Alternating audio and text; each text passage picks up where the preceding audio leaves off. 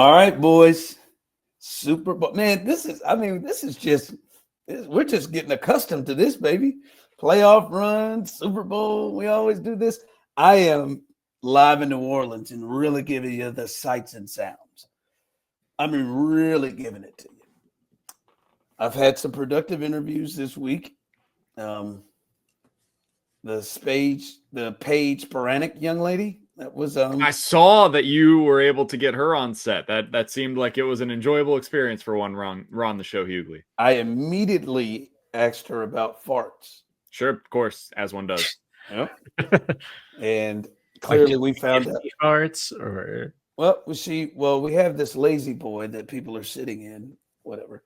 And I told her coming up, I said, listen, Paige, now behind you, we've got a couple of Navy captains coming up. We'll need you to start farting and making that chair warm. And she was like, oh, she goes, I said, come on, I know you fart. Come on. I know you do. And then it went into, how long has she ever farted in front of a significant other? And I told her you're not in a real relationship until you've done that. She's been married.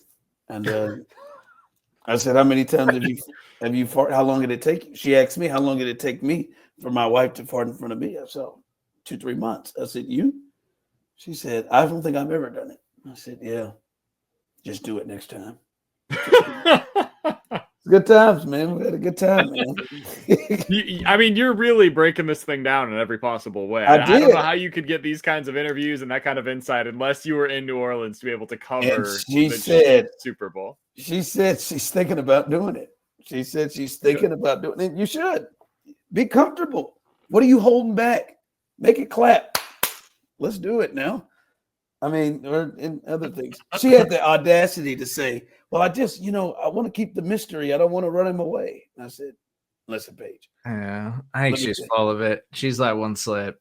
Everybody accidentally lets one slip. I don't know, Serda. I don't think that. I think there are women who go links without doing it. I mean, long links. Or apparently literally years in this specific case. Out of curiosity, Ron, how's the media room down there? How you've been down there all week? What's it like? Is it as busy as it was the first time that you went to one of these things? Give us the vibe. Wednesday, Thursday really picks up. Sure. It really gets after it. I pulled up next to Stugatz as he was outside smoking a dart. And I said, man, you're too great to be just sitting out here smoking a cigarette. He said, can't help it. Ripping haters. My guy. He's just ripping them. No, man, it's cool, man. It's not too bad, man. It's just, it's just head on a swivel. You don't know who's coming, who's walking past you. And how many have you been to now, Ron? This is, I think, my third. What did you go to Miami? I didn't know. No, I was fired.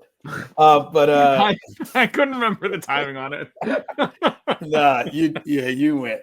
I remember it specifically. For what it's worth, I paid my whole way. That was not the expectation going in, but that's how it ended up going. Yeah, you went. That was also COVID, I believe. That was when COVID, I think. That was like the month before COVID. Yeah, no, I didn't make it. Went to Vegas. That was good. That was good times. I think this one has been better. New Orleans is you understand. That's what I was wondering. Great host city. Only 7 daiquiris this week. Only? Okay. Yeah, they had 35 last year. You had 35 in Vegas? Yeah. I wasn't proud. There was a daiquiri stand right at the elevator for me to go up in my room. So was it like the yard one, the yardsticks? I had a couple of those last year. I did have. I just went with the smaller ones, but sure. I would get one every time I'd go up. I felt like it was my time. It was my time. I'll be honest, because I've been talking to a lot of people all week. A lot of people who are looking at this game and who are liking the Eagles or liking the Chiefs, and it's very similar to last week. And this has really bothered me. Like and I don't even, and again, maybe it's my homer bias or whatever. I don't think so. It's just really annoying. This is one of already already one of the greatest teams and runs in NFL history, no matter what they do. If they do win, I think there's an argument big time, even though Emmitt Smith tried to square off on me today and tell me that the Chiefs could not even hold a candle to any of his Cowboys championships teams. And I tried like hell to respect the legend. I really did. But I think if they win this, there's an argument they're the best team of all time with this 3 in a row that nobody's ever done. It annoys me because this happened against Buffalo, where when people are picking the Chiefs, it feels like more times than not, the reasoning is, man, hey, I think Buffalo's a better team. I think Philadelphia is a better team, but I just can't bet against Mahomes. Okay, listen, I can understand that. That was the conversation last year, right? That was the understanding of, yeah, man, I know Baltimore's better. I know Buffalo's better. I know the 49ers are better. They just lost a game to the Raiders during the season in which nobody caught a pass for the final 3 quarters of the game for the Raiders. Like, that was last year of the, I don't know how I just can't pick against Mahomes. Not this year. Not the team that went 15-1 and an asterisk. Not that team. Not the team that has had the best record of the season in the NFL every single week. They've always had the best record. The team that's won back-to-back championships. It blows me away that all you can come up with is, man, I just want to bet against Patrick Mahomes. Really? That's it. That's all you got in your mind. The Chiefs are much more than that, and it is really annoying me that this great team is just being punctured around just, I just don't want to bet against Patrick Mahomes. It is strange to me, Ron, because it's not new. This is not a new thing. Like, fans, or not even fans, media has been doing this for years now, where it almost diminishes what the Chiefs have built as a roster.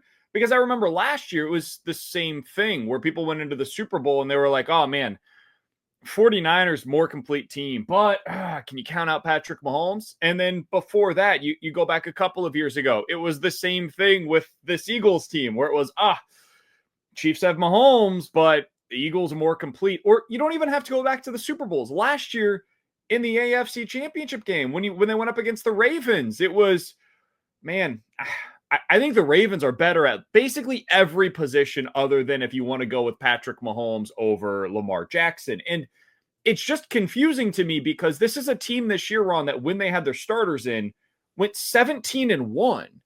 And I don't know when this happened or how it happened, but we've arrived in a place in the NFL, and I think it's kind of like the college footballification of the NFL, where we now look at resumes, and it's not just did you win, it's did you win the right way? Did you win with style points? The Lions won this year with style points. When they went up against bad teams, they put up 40 plus against them, right? And so everybody got excited about, look at the Lions, look at what they're doing. The Bills, they won sexy. The Ravens, they won sexy. The Chiefs don't do that, and they haven't done that in a while because all they care about is this game. This is the game that they're leading towards the entirety of the season. And last year they went 11-6, so at least I could understand it in the respect of, hey, all year long, it wasn't just that they were winning ugly. They just flat out weren't winning a lot of the time. This year has been different, dude. This year is more like what they were in 2022. They win, and they consistently do so, and it's not the way maybe that you want them to. Like, they're not putting up 400 yards of offense and suffocating the opposition every week. But they're a really freaking good football team with a lot of really good players that are getting slept on. And I think, honestly, it's kind of disrespectful to the amount of talent that Brett Veach has added to this team and just how good they are, not just like with Patrick Mahomes and the elite players at that level. We've got a lot of really good players littered across the field. It's strange to me the way this game is being discussed. Yeah, I think some of it is the ridiculous narrative. Some of it is not really watching this Chiefs team play week in and week out and just box score checking and saying like, oh, they won another close game. What's going on with the Chiefs? And then looking at the stats and looking at the analytics. And it's like, And I like analytics. I don't mean to like bash analytics, but some of it is just like the over analyzing has also gone too far. It's not just the people that aren't actually watching them week in and week out and seeing all the special players that they have in the coaching that they put together. It's also over analyzing. Like, oh, I saw people like DVOA. It's like, are the Chiefs really the greatest team ever if they win 3 consecutive Super Bowls? Like, not according to DVOA, because that is the 49ers or the Steelers or the Cowboys or the old school Packers. And it's like, okay, but like, I don't care what the metrics say. Like, the rings say it, like the championships say it. And outside of the Packers, which was pre-Super Bowl era, no one has ever won 3 in a row. No one has ever won 3 in a row in this era of football. And so it makes them the greatest team ever. And for some reason, they're just being disrespected at every turn as if it's Mahomes and a bunch of like losers who he's just like dragging to the finish line. Like, this is a really well constructed top to bottom team in all 3 phases, and they're not getting the respect for whatever reason. Well, I mean, you just have to look at it as like, you don't have to over credit Mahomes. And I think that's where a lot of this drives is. And I think some people would say, listen, I'm not saying anything about these guys. I'm just talking about the greatness of Mahomes. But you don't have to overdo it. I mean, hell, guys, as you just said, they went 17-1 in the games that they tried to win this year. And that even dates back to them, 25 of 27 or whatever that is. But they went 17-1. Patrick Mahomes isn't an all-pro. Patrick Mahomes isn't a Pro Bowler. And he played in all 17 of those games that they tried to win. Patrick Mahomes is amongst the league leaders, especially at the halfway point in interceptions. Travis Kelce has not been normal Travis Kelce. I mean, he didn't even have 900 yards. And those are the guys that get the credit. But there's no way you can go 17-1. It's not like this isn't a 17-1 in which Mahomes drug him to the line. Like, if that were the case, he'd be the MVP right now, and he would be a Pro Bowler and would have all these accolades. He doesn't. And that's because it's been more than just him. Chris Jones is a great player, right? Like, that whole Nick Bolton is a great player, has made plays. Trent McDuffie's a great player. Their defense has been holding outside of that Buffalo game. They've been holding everybody down in the second half of the season. Right? They've got great players on the hell. The truth be told, Patrick Mahomes may be a Pro Bowler if he could ever hit Xavier Worthy. I mean, the numbers. So you just say it out loud. Patrick Mahomes had a down year. Didn't make the Pro Bowl. Didn't make the Pro Bowl. They went 17-1. I mean, hell, it's got to be somebody. I mean, it's got to be something else on this team. I also think the defense might be the one that's getting the most discredit right now, because like last year they were, I think by the end of the season, the best defense in the NFL. We had that discussion a lot during the postseason. And I remember when they went up against the Ravens, we had this conversation of like, why are people talking about the Ravens as if they're this defense that you can't do anything against? And they're not talking about that at all when it comes to the Chiefs. Like, if you have it one way, you got to have it the other, because both are basically identical when it comes to their metrics. And I think Serda said something that I really want to hone in on here, because I think people are almost overutilizing the metrics at this point in time. And if we've learned anything about the Chiefs over the last couple of seasons, it is that the regular season metrics for them just do not matter the way that they do for other teams, because they're playing it completely differently. They do not treat the regular season the way that the Eagles or the Lions or the Bills or the Ravens do. They just don't. They are using the regular season as a mechanism to reach their peak performance by January. And so that means that at the beginning of the year, Spag's not going to put his best stuff out there. He's going to try stuff. He's going to see who works in what roles. He's going to find out, okay, what do my rotations need to look like? What coverages can these guys run? And then by the time that you get to the bye week, whenever that is in any given season, he starts to kind of whittle things down. All right, this is my rotation. These are the guys that I can use. And this year, things even went a little sideways there because Jalen Watson's injury was huge, man. And the defense completely changed after he was eliminated from that defensive backfield. And even still, they gave up more than 30 points exactly one time. Yep. Hell, they gave up 30 plus twice. And in one of those opportunities that they did it, it was against the Broncos in that final game of the regular season when they didn't try to win. So it's just strange to me the way that some of this conversation is taking place this week. The Chiefs have a really good defense. It's not what it was last year. It's not dominant, but it's very good.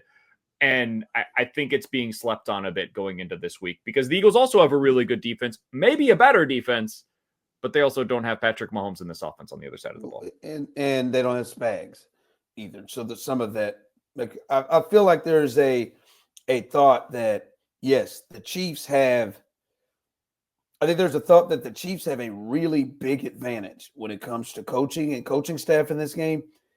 And in some ways, it feels like some people think the talent advantage is it almost in that vein. And the Eagles have a really good team. And I would say overall, they've got more talent. But I think if we did something like throughout the top 10 players, I know Colin Cowherd does this all the time, we throw out the top 10 players in the game, like just whatever it is. I mean, I think the Chiefs have, if not even, maybe more. I mean, if you just let's just think about this, right, Ron? Like Mahomes, Chris Jones, and Trent McDuffie are going to be a part of that top 10. Yes, in some conversation. Saquon, Lane Johnson, AJ Brown are going to be in that top 10. That's 6 of your top 10 right there. I think Creed. I agree. Probably in that. I think Joe Tooney's flirting with it with what he has done. I agree. And then I think you could go with like Jalen Carter, and then whether you want to go Devontae Smith or Jordan Mailata, like you could throw some other guys at the back end of that. But now you're getting into the conversation where you're like, okay, do you go with George Karlaftis? Is Justin Reed a part of this conversation? Darius Slay? Like, then you're just kind of going one for one, tit for tat. Travis Kelce is this? Yes. Dallas Goedert, you could throw into the mix as well. Like they're really close. Like these teams, talent wise, I think this is what gets me frustrated, Ron, with the analysis this week. If you look at the talent, it's really close between the two. And I think you made a really good point. Then you get to the coaching. And if the talent is really close and I've got a quarterback and a coaching advantage on one side of the game, it becomes pretty clear to me which side I'm going to be picking for this one. Yeah, I mean, like Dallas Goedert's a really good player and he got injured. So, I mean, he didn't have 500 yards receiving. like that's and he's a talented player, but he's never been close to the stratosphere of like Travis Kelce. You know what I'm saying? Like it's some of these other tight ends. It's a lot closer. Yes, I think their offensive line is really good. But then again, you say to yourself, well, yeah, the Chiefs have 2 all-pros on theirs. like maybe you want to go one of their issues. Like I think Justin Reed's probably the best safety in the game. Like it's all right. You want to kickers? Come on now, Jake Elliott been or whatever that kid's name is. I mean, honestly, Butker might be a top 15 player in this game. I know that sounds ridiculous because he's a kicker, but if you're thinking about importance, especially if it's a close game, like it's up there. Yeah. Real quick, we don't got to stay on this too long. If the Chiefs lose, is like, and I said this at the beginning, I don't think that this changes them from being one of the best teams. I think no teams made it to 3 straight Super Bowls to even try to win it. But for me, the Chiefs have reached that place that I think LeBron and the Bulls, and I think the Patriots probably got to as well, is if you don't win the Super Bowl, then the season was meaningless. Like it was just to me, and that's where I live. I like it. Like it's only to me a good season if they win it, and if they lose it, I would say disappointment. I'm not willing to go there. I think it didn't reach the ultimate success. I think getting to the Super Bowl is kind of the goal for this team now, and they've accomplished that goal almost the entire time. That You don't think it's stretched to winning it? You don't think it's stretched to winning it is the goal? I don't think so. It's just such a That's for me. It's such an unrealistic expectation to me. And I know they've accomplished it each of the past 2 years and in 3 of the last 6 years at this point. But if they don't win this game, I will not deem the season to be a failure. I think it would be disappointing that they didn't win it, but getting to the Super Bowl and then considering it a failure seems like a little bit of a reach to me. I would still consider it to be, you reached your goal, you just didn't quite accomplish everything you set out to that season. So I would say it's still a success to me. Oh, it's cocky, Steve, but I believe that's where they live. Yeah, and I also think I think most seasons for this Chiefs team, it would be that. But this has all been about the 3P. This has all been about do something nobody's ever done before. And if you fall short of that, I think it is a disappointment. I think it is a letdown. I'm going F word. I think this team knew they were capable of getting back, but it's not enough to just get back. You got to go finish it and cement this thing. Yeah, they have one bad night, and they almost hung in to win that game. And you really only lost one game this year. One game you legitimately tried to win. And Nick Sirianni and Jalen Hurts are going to stand in the way of you from doing this. Yeah, I mean, you're going to probably end up swaying me on this. I'm not trying to. But it feels so ridiculous to say, if you don't win the Super Bowl, your season is a failure. I know it. And Serda made a fair point. Everything that they have been saying all year long, everything that they want to be judged on, it's not about the flash. It's not about the style points. It's about when we get to the game, we win it. I mean, by their own standards, I suppose you kind of have to. I don't know. Failure seems like a lot. I'll go to disappointment with you. I'll go there. F-word. I'll F-word this thing. I didn't, and I'm going to tell you, I've not felt that way in the other years, but this year, to me, last year they got the AFC Championship game. Shoot, you won 11 ball games. And you were just, struggling down the stretch. Hey, that's it. This one, it's a different thing. All right, let's hit it when the Chiefs have the ball. This to me feels like and I don't think the Chiefs have had to do that every game this year, but this feels like a throw on the cape game for Mahomes. As our guy would say, over my dead body. Shout out to Rez. He would say, over my dead body game. This feels like this is one where Mahomes has to have his prints all over this game. I felt like it was that way against Buffalo. I felt that way, and I think he did it against Buffalo, where, from the jump, it was bing, bing, bing. And when they had to make big plays, he had to run. He decided, all right, hell, I'll run for 2 touchdowns. I'll do whatever. I think it's got to be like that. The Texans game, I felt like they just sat there and said, all right, man, we're just going to wait until these guys keep making mistakes. Let's just wait. Let's just wait them out. And then, hey, Pat, we need a big throw on 3rd down. Go make the throw. And I think that's been a lot of the games where it's just been like, hey, just roll, just play. And then, oh, Pat, we need you to kind of give us a drive or make a play. I think from the jump, it's got to be more like the Buffalo game where Mahomes has his story all over this game. I think it's going to be a lot like what we saw in the 2022 Super Bowl. And if you remember, Mahomes did not put up crazy numbers in that game. He ended up finishing that game with 180 yards, few touchdowns, but he ran for 45 and he was just in complete control from start to finish. Just felt like he was in complete command of the offense. And whether it's that Eagles game or the Buffalo or Baltimore game last year, where it kind of felt that way as well. And again, he didn't really put up crazy numbers in either of those 2 games, 215, 240 through the air. It's about just being efficient, man. That hyper efficiency that we saw from the offense in 2022, I think is what the Chiefs have been chasing all year long this season. And I think they've found it really against the Bills. And that ultimately, to me, is what they need to bring in this game. Mahomes, go complete 70% of your passes. Everything can be underneath because that's what this Vic Fangio defense is going to force you to do. He's just not going to give you stuff down the field. That's what they used to do with the Broncos, and it frustrated the hell out of the Chiefs. but the Chiefs are not that team anymore, man. This offense kind of lives the way that the Eagles want them to. And so instead of it being something where like they're taking away your the best piece of your offense, it's almost like they're playing right into Patrick Mahomes' hands, because for the past 3 years now, he has been almost like using the training wheels to win this specific game against that specific defense. So I think this is a game where you might leave it and Mahomes threw for 250, ran for 40, and people nationally 20 years from now will be like, Mahomes didn't really have that great of a game, but he was in such complete command and was so efficient that you leave feeling like that guy won you the football game with how good he was.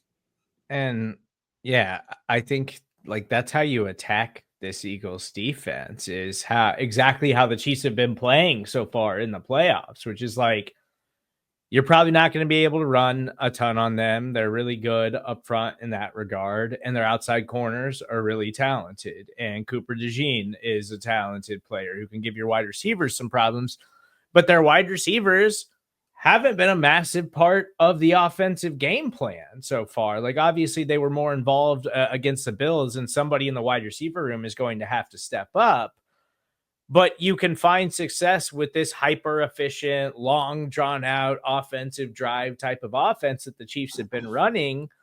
And that's exactly the way you can attack this Eagles defense, because Eagles defense is talented. And I'm not trying to discredit anything that they have done this season, but Mahomes just has to play how he's played all playoffs. And I think the Chiefs offense is going to be just fine. Like, for everything that BK brought up the Ravens game last year, like in the AFC Championship game, and everybody talking about how that was like one of the greatest DVOA defenses that we've ever seen. Like we hadn't seen a defense that was better than that Ravens defense. Like, it was really good, but it wasn't like some defense where I thought they were the Legion of Boom, or that Broncos defense that basically dragged Peyton Manning's corpse to a Super Bowl. Like we had seen better defenses in recent memory than that Ravens defense. This Eagles defense is good, but it's not overwhelming. Yeah, but you with Mahomes, you have to change what constitutes as a great game for him.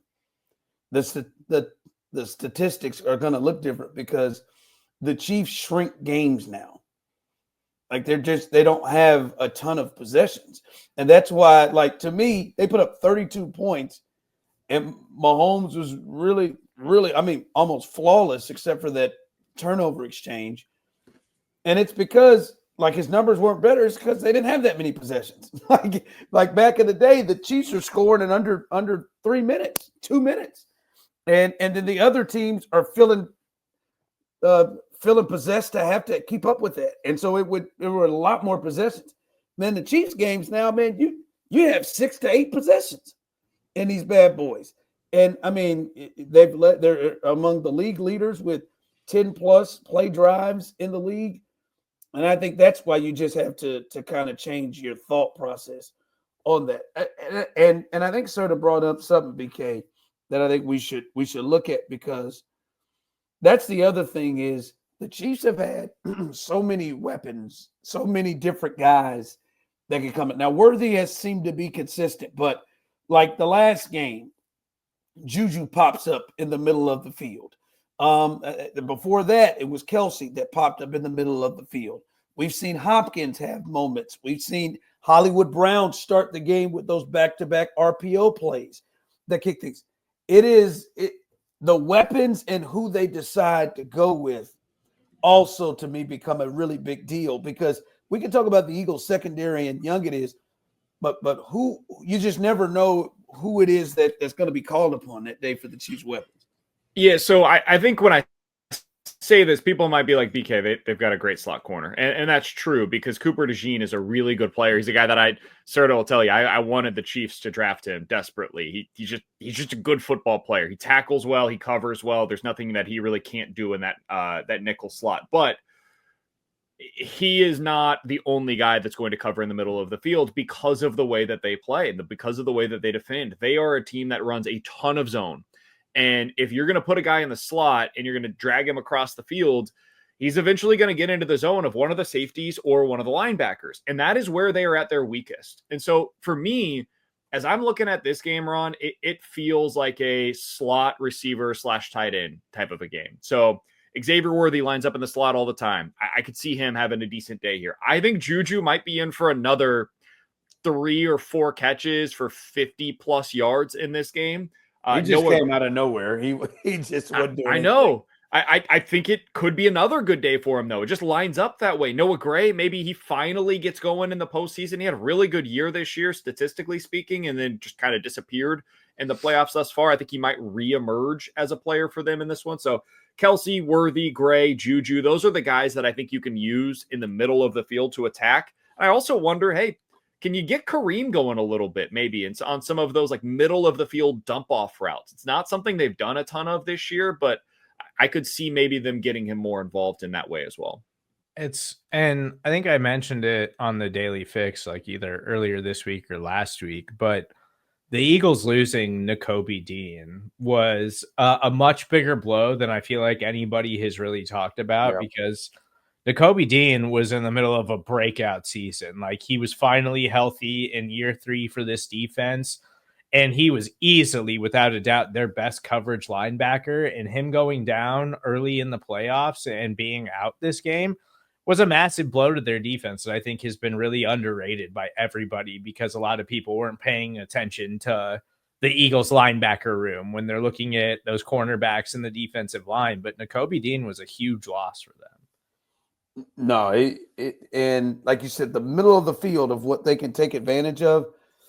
And that's where the Chiefs, they've used that in a way of their short run game, like instead of running the football, because that's been a struggle. Yeah, that the middle of the field. And I know Nick Braun is a first team All-Pro, and he has been a special teamers that has turned into this, which is one of the best deals made in the offseason. But still within that, as you said, Nakobe's out. That guy that replaced him, Washington was picking on him. And there's some things that the Chiefs can do. And I look at this. I'd say one of my major concerns, that damn Mike Caliendo. That makes me nervous. All right. And what do you want to move Joe Tooney back to guard? I got to roll with Mike Caliendo. I'm not saying that you got to move anything. Am I going to lie and say, I don't know. I wonder if somebody can jump in there. Yeah, I'm not going to lie. I've crossed it, but I understand you got to stay with the thing and what's made Pat confident. But I'm just saying, was it Daquan Jones?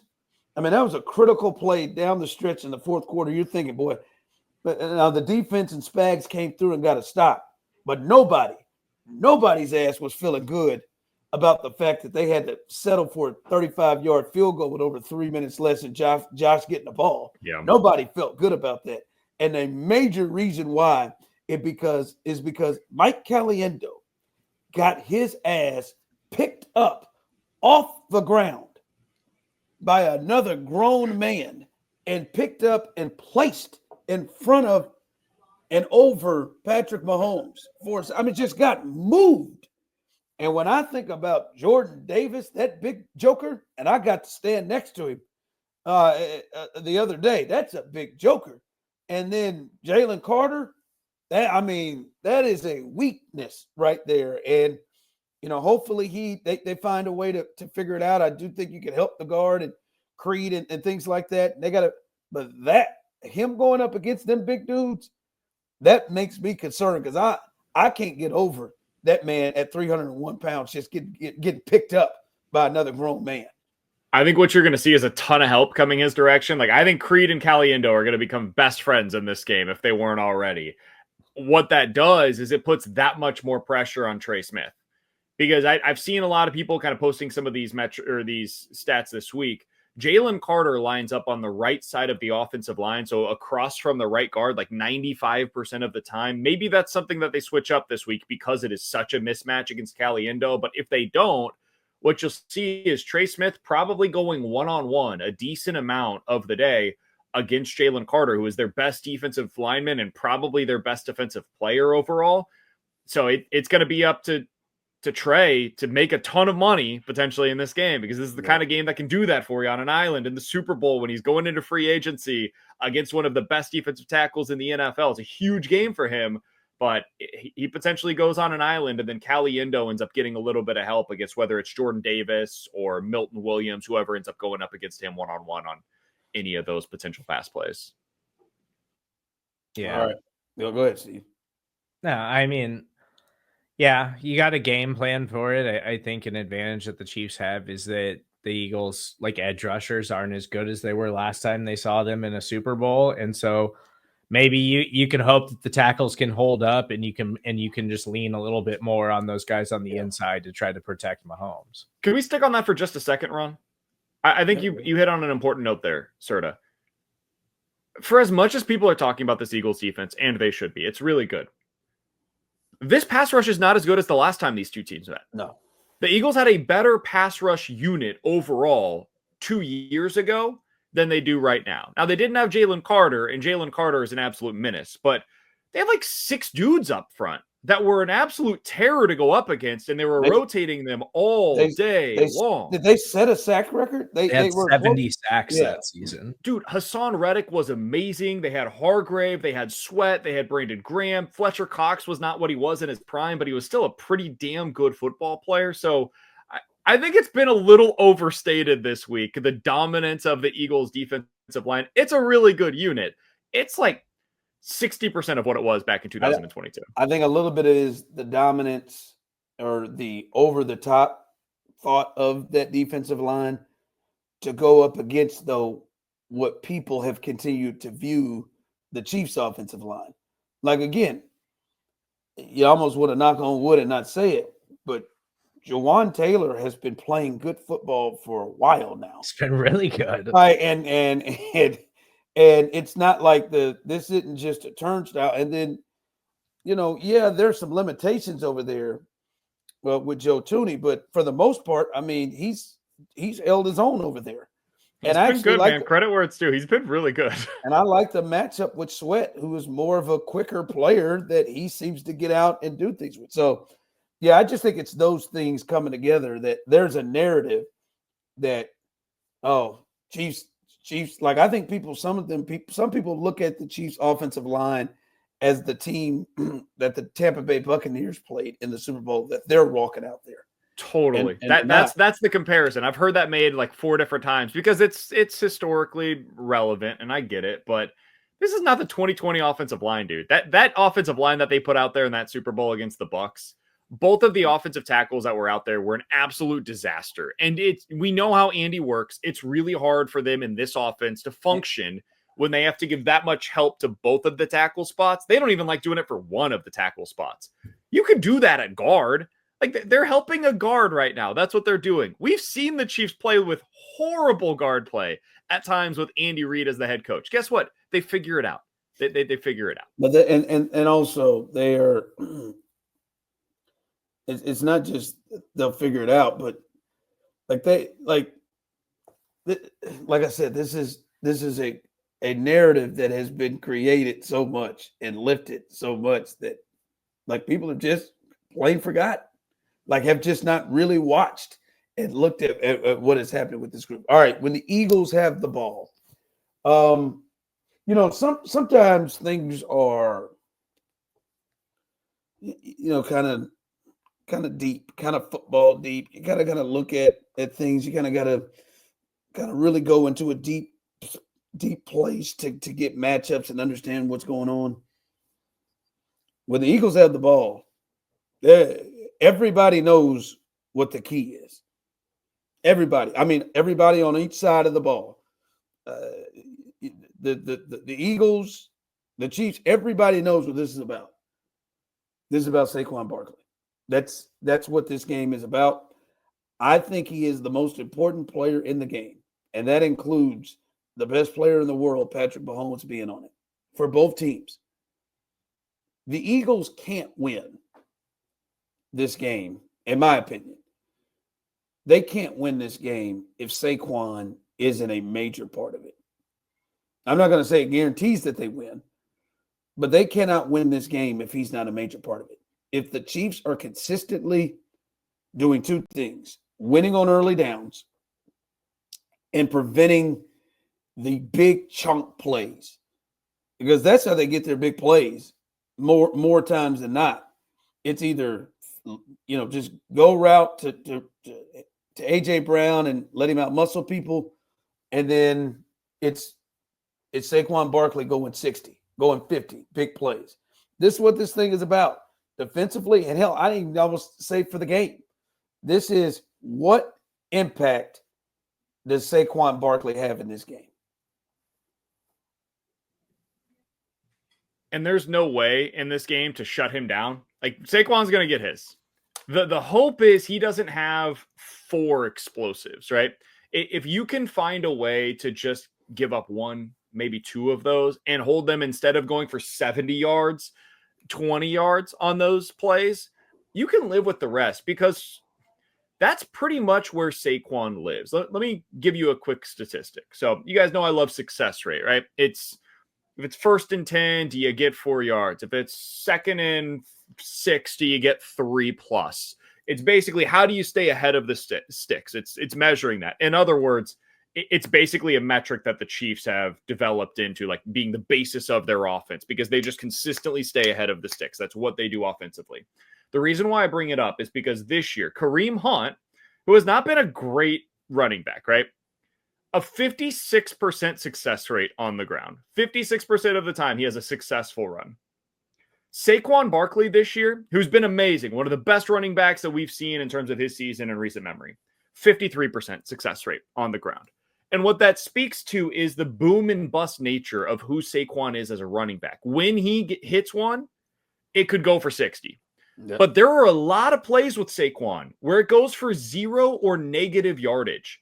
And if the Chiefs are on their game in this one, Ron, I'm not telling you that they're going to completely shut him down. But I think last year in the Super Bowl, it ended up being like 80 yards on the ground for Christian McCaffrey, like 20 carries for 80 yards, something like that. And then he had a really good day through the air. I think that's what the Chiefs are hoping for from Saquon this year. Get 80 to 100 yards and do it on 20 carries. We can live with that. That's got to be what the Chiefs do. Finding a way to get to that place is more difficult, because that guy is really special in the open field. Yeah, he's unbelievable. And it's like, it's what broke Washington's back in the NFC Championship game. It was like, there was at one point in the second half, like, Washington had gotten to within a score, and it was like, okay, defensively, can they get a couple of stops, and can they claw their way back into this thing? And then it's just like, nope, Saquon, 60-yard touchdown. Like, and that's just simply what you can't have happen. But I think why I'm confident in the Chiefs, and I know, like, coming into this game, we talked about, like, how during the AFC Championship game, I was like, I'm kind of worried about the Eagles, like, rushing attack, like, going against this Chiefs defense, the way they've played the run in the postseason. We were there. But it's the more I've, like, thought about it, the more I've considered it, looked into things out of this game and whatever, it's like, I just think that is also a product of game plan and design by the Chiefs. Like, I think they're fully capable of shutting down the run when they want to shut down the run. I think when you're going up against the Houston Texans, it's like, well, you shut down Nico Collins and nobody else is going to get us. We're okay with Joe Mixon having 80, 90 yards on the ground against us, as long as Nico Collins isn't beating us for 60-yard touchdowns. And then against the Bills, it's just contain Josh Allen. Don't let Josh Allen get outside the pocket and run all over you and create plays with his arm. And you can trust our coverage against these wide receivers. And then if James Cook has a nice game against you, you live with that, as long as Josh Allen isn't picking up yards at will and getting first downs every time he snaps the football. And so I think that's just game planning here. It's where the real question is, like, what do the Eagles have to do when they have to lean on the passing game, when they have to go full blown?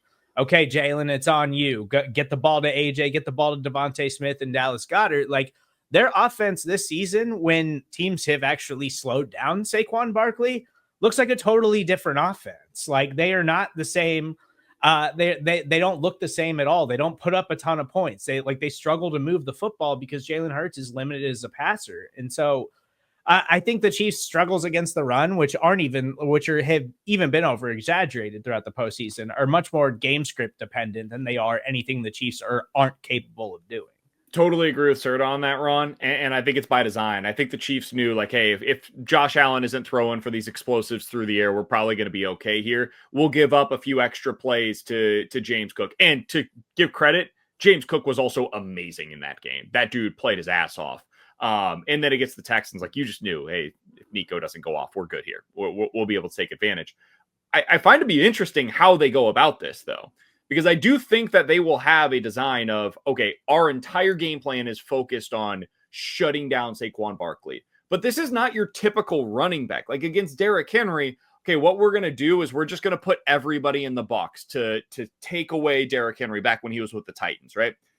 Against Saquon, if he gets past that first level, that's when you're scared, because if you bring that safety down and now you've got one safety back, it's him versus one safety. And if he misses that tackle, Saquon's gone because he's too fast, he's too big, he's too strong to be able to be taken down in the open field. So I almost wonder if, like, you got to get Leo Chanel on the field as often as you can because he's your best run defender at the second level.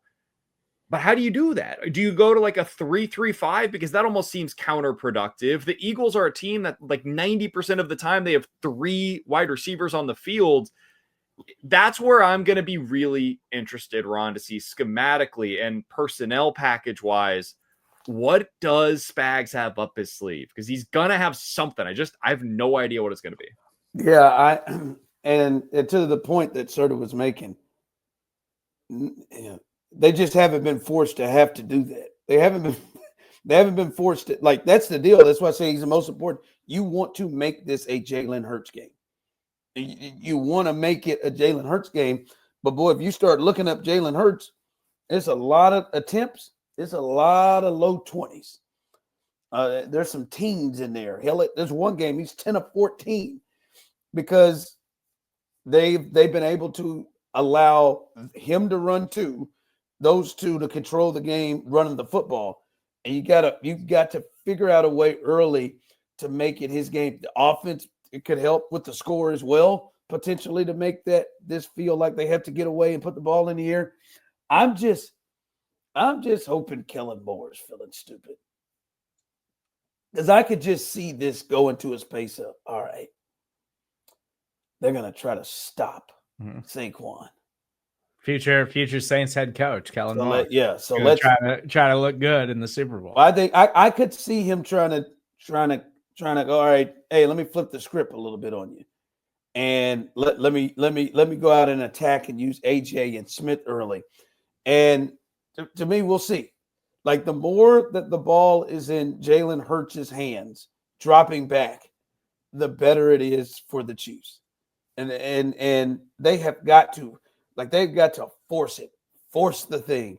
It's like Saquon, it can't be one of those big days that he has had. I think he went in for like 115 against Green Bay or something. Got a shot. And, for me, it's just the Chiefs have, what is their season highs? 88 yards, I think Joe Mixon got in the playoff game. That's the most they've given up to a rusher this year, not named Lamar. Lamar went in for 122, but I'm talking about running backs. That's the most they've given up. They'll probably give up more than that, but you just can't let him dictate and take over the game. And in the playoffs, the Chiefs have not allowed a 90-yard rusher, much less a 100-yard rusher in the playoffs under Steve Spagnuolo. The last time the Chiefs gave up 100 yards in the playoffs against a running back was Sony Michel in the 2018 AFC Championship game, and Bob Sutton was fired basically because of that. So this is just not something that the Chiefs, generally speaking, do. And they've gone up against some really good running backs and some excellent offensive lines in the postseason. When they know that's what they have to shut down, more often than not, they find a game plan that'll work for them. It's a question of what that looks like for them. I'm going to be curious, Ron, to see if they implement a little bit more of the passing game with Saquon in this one as well. Just last thing on him before we kind of move on. Saquon has basically been completely uninvolved in the passing game. In the last 9 games, he has 55 yards through the air. It doesn't make any sense to me. Saquon's really good as a receiver, and they just have not utilized him in that way. So that is something worth maybe keeping an eye on to see if they change that tendency and maybe go a little bit more to him in the Super Bowl than they have been. That's a place the Chiefs have struggled covering running backs. All right. I think the other part, too, when the Eagles have the ball is that back end. And to me, like I think it is important for the Chiefs to get them in 3rd and long because I think that's what the Chiefs excel with their pass rush. And I think Jalen is that's a place where he could be had. But what makes me nervous is who's going to be in the back end. That's my thing. It's who's going to be in the back end. And we know McDuffie is there, and I'm really intrigued to see what the decision is with Trent McDuffie because he's been really, really good. He's an all-pro 2nd straight year. Size has given him a problem, though, right? Somehow Matt Collins got himself away from him and got a touchdown. I think Cortland Sutton is the one that really jumps up. Now, he did really well against Nico Collins, who has size, and other players. I even think what the Raiders tight end, Brock Bowers, gave him a little problem there as well, caught a long touchdown on him, gave up some stuff there. I'm really intrigued how they use him and the rest of the secondary. I think the thing that intrigues me the most is the opposite side of Trent McDuffie because I'm with you. McDuffie becomes interesting if Jalen Watson is basically at 100% of the snaps at this point. Because Jalen Watson in that first game back against the Houston Texans played 40 snaps about 60% of the time. And then against Buffalo, it ramped up a little bit. I was still frustrated by the lack of snaps that he got in the first half, but it ramped up a little bit. He got up to 52 snaps, 71% defensively. At this point, man, there's no holding him back for anything else. Get him out there for 100% of the snaps. Like he should not miss a play unless he's just completely gassed, and you've got to get him out of there for a play. He is your second best corner. He gives you an opportunity. He lines up in terms of just size the best against A.J. Brown. What I would like to see them do, and they did a little bit of this early in the season when Jalen Watson was available, go ahead and put Watson basically one-on-one on the outside, have him follow A.J. Brown. Now, at all times, he better have a safety help over the top because you don't want him truly one-on-one. A.J. Brown is just too good. He'll take advantage of that matchup. But Jalen Watson lines up well against him size-wise. Yes. And that means that you would have Trent McDuffie legitimately one-on-one. Just press him one-on-one against Devontae Smith. It matches up again, size-wise, a little better for Trent McDuffie in that regard. And Trent McDuffie can follow him into the slot because Devontae Smith plays about 50% of his snaps inside of the slot. So you're not going to want Jalen Watson following him. No. And I personally don't want to see Devontae Smith else against like Shamari Connor in the slot. That's not a matchup that I'm particularly interested in watching. Real quick, you prepared though? You're going to see it. Like we're going to see it. Peter Schrager said that Shamari Connor is one of the Chiefs' rising stars on defense yesterday. He needs to have a good game, by the way. Shamari Connor's pretty good against the run, so like he's gonna be a really important piece in this game. But it makes me nervous that Devontae Smith might line up against him 50% of the time. I desperately want to see the Chiefs finally give McDuffie the opportunity to play more often in the slot. We have not seen it really in like the last 12 weeks.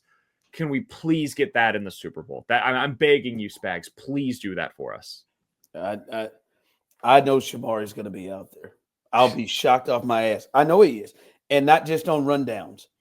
I know he's going to be out there in coverage. He's going to be, but Devontae Smith is going to shred him. So please put Trent McDuffie on him. I agree with BK. I'm just like Shamari Connor is not an outside corner. He shouldn't play out there. But like they've got Jahan Dotson, who in these scenarios that we're discussing right now, that would be the guy that's on the outside. Just Shamari, follow him out there. No, do not go to the slot. Do not follow Devontae Smith. Just go out there, cover the guy that they target like once out of every 3 games, please. Nope, just take him off the damn field. But who do you go to instead, Ron? I think that's the thing to me is like you kind of need Shamari Connor. No, I would go to Joshua Williams, but he refuses. Yeah, well, that ain't happening.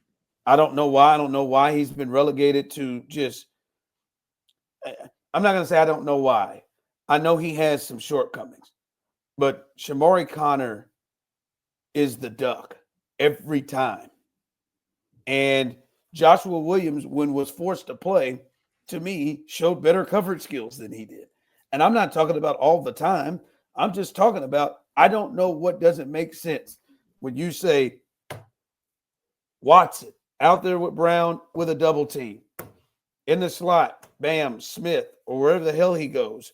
Bam, there's McDuffie. Bam, Joshua Williams on the outside with the third guy. I don't make sense. It doesn't make sense. There was reports this week that Jalen Watson is expected to be like much more involved. 100% involvement. Not just much more involved. Every play he's involved in the game. I'd be very happy if he is out there from the very beginning. But that's the thing that makes me nervous is, yes, even if you have, Watson 100% out there, who is going to be the third person? It's going to be Shamari Connor. Like we know this. They're not changing that. That's not going to change. For me, like if I concede that, which I'm going to have to do because they're not changing it, I at least want them to do the thing that minimizes the risk of having Shamari Connor out there. And the thing that minimizes that risk is allowing Watson to go with Brown. You go with Shamari Connor. Hey, you're taking their third receiver, whoever that might be on any given play. More often than not, it's Jahan Dotson.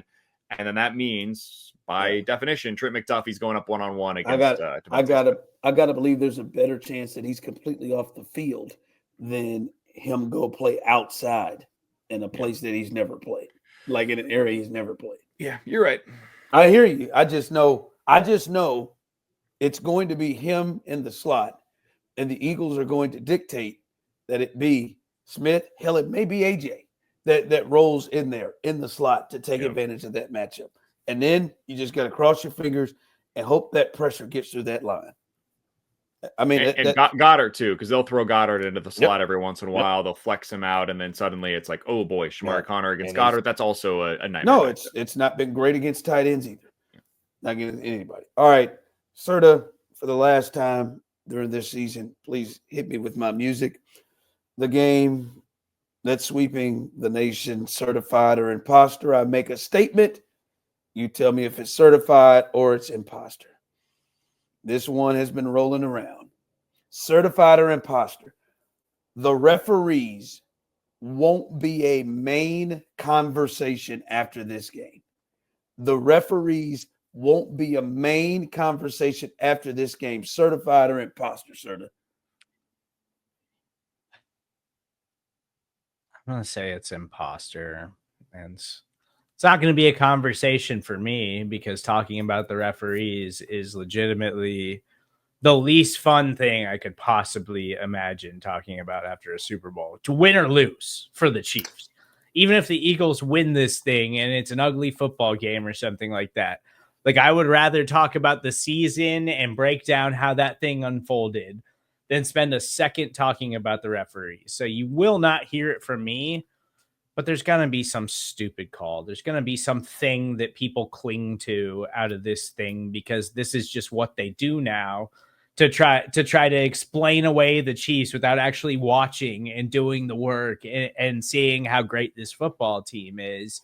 They just make up reasons why they shouldn't be so successful without actually acknowledging that they're just a special team. And it's inevitably going to be a conversation, which really sucks. Yeah, I think you're hoping, Serda, this is certified with this is imposter with a major bullet. I'm with you on this. There's no way in hell it won't be. The Chiefs play close games, so it's going to be close, and then people are going to equate the hell. They beat the Texans by 2 scores and gave the Texans 2 points. And people still believed that there was that officiating could have changed the game. They're absolutely going to be talking about this, and it will be talked about, and it may be burn hotter than ever because the way that most of the public is watching the game is, all right, we only watch it to see things that are close or controversial with the Chiefs. But, like, nobody ever watches it from the other way. So, like, when there was a blatant false start by the Bills inside the red zone that helped lead to a big play, and nobody says anything. Or when Ed Oliver got away with the offsides, and they said Mike Caliendo jumped when he was jumping it. Like, nobody is watching it from that vantage point. They'll just watch it from the Chiefs. And it's just going to be something that will happen because the game will be tight. So damn right. They're going to make it a main conversation. I agree with you. My only real retort on this, and it's just more of a tinfoil theory than anything else, like the head of the Referees Association this week had to address this stuff and talk about how unbelievable it is. Man, I legitimately forgot there was a referee association. Like the last time I thought about them was when we had the scab refs out there for a little while, a few years ago. It does make me wonder, are they just not going to call anything in this game? Like, are we just going to get to a place where they say, I believe totally, I'm with you. I just don't want them to be a conversation like that. I hate it. I think it's unbelievably annoying. But I do wonder if maybe because there's been such a spotlight put on the referees going into this game, and they know it as well as we do, like they see all of this stuff. Is it possible if there's anything that's close, they veer towards just not throwing the flag? And that could go both ways. So that way they just then become less of a conversation. That's my only real retort in this, but it's more hopeful thinking than anything. I don't think so, BK. I think one of the things I give them credit for, I think the refs do a great job of tuning this shit out. Like, I don't think they carried, and I thought, like, damn, they're human. Because what I thought in that Buffalo game was they were going to really err to the side of the Bills just because it was getting so much talk. And I thought they were going to really, but no, they didn't. They just called what they see. And I think that is what these guys do more times than not. I will say, thankfully, it's Tom Brady and Kevin Burkhardt on the call for the Super Bowl and not Troy Aikman and Joe Buck, because what Troy Aikman did in the divisional round, he should be ashamed of. Like he basically went off the rails and just stopped talking about the game and was just talking about the officials, which has then led to all of this. He was an embarrassment in that game. Can I say this? I was not that mad at Troy. I think people took what Troy did and jumped it. Like, I think Troy was talking about, I don't think he was just meaning it, and maybe I listened to it wrong. I didn't think Troy was just meaning it as a Mahomes thing. I thought Troy was meaning it as a quarterback thing of like, God, man, these guys can't mess with defenders. And then I thought it was an overall quarterback thing. I think a lot of people rolled onto it and rolled with it because it was the Chiefs and people were looking for an ally for the Chiefs. But I don't know. I just didn't think that he meant it just for the Chiefs. I think Troy has some personal stuff with Mahomes from early in Mahomes' career when it was said like, hey, Mahomes is better than Troy Aikman. And then Aikman kind of took that a little personally. And then I do think it was partially about Mahomes. I also think that Troy has just gotten to this point in his life where he just doesn't care anymore. And I kind of like it. Like as an announcer in general, I think he's become a better announcer because of it. And I think he's annoyed by the amount of help and protection that quarterbacks are getting from the league because he didn't get it whenever he was a quarterback. I would think it would go the opposite because Troy's career literally ended because he didn't get protected by the league, but whatever, neither here nor there. What do you think, out of curiosity, before we get out of here, what do you think Brady's going to be like on this game? And I'm not talking about like the quality of announcing. I don't think he's been particularly good this year, but how do you think he is feeling about calling this game where Mahomes is potentially going to do something that Brady never did before? Oh, it's something I've been thinking about. It's been something I've definitely been thinking about of how he's going to approach it. I think it's going to be very, very hard for him. He's a competitor. Yeah. Like it's going to be very, very hard for him to just call this thing right. Call it, or not call it right, but not hear the this guy might be pet. Like, I don't think we will hear if the Chiefs win this game, that's the best who've ever done it. We're not getting that. But I do think the thing that I have found is that the former Patriots are the guys like Julian Edelman talked earlier today about how impressive it is and how difficult it is that the Chiefs have been able to accomplish this. Gronk has been one of the guys that's out there saying like, do people not understand how hard this is? Brewski has been one of the other guys that's out there that's like, hey, listen, what they're doing, I don't care what it looks like they're winning. Isn't that supposed to be what we're trying to accomplish here? So the former Pats seem like really the only voices nationally, other than the ones that are literally from Kansas City, like Nick Wright, that are out there on the forefront saying like, this is something special and unique. And do people not understand what we're witnessing right now? So it could go that way as well. I don't know, man. I think it's one of the more interesting kind of subplots of this game is that Brady is the one that's on the call for it. It is. Yeah, I've been thinking about that a lot. You might hear that tomorrow on the Daily Fix. But sorry to steal his topic. I'll give the full on that. All right, prediction time. I'll lead it off.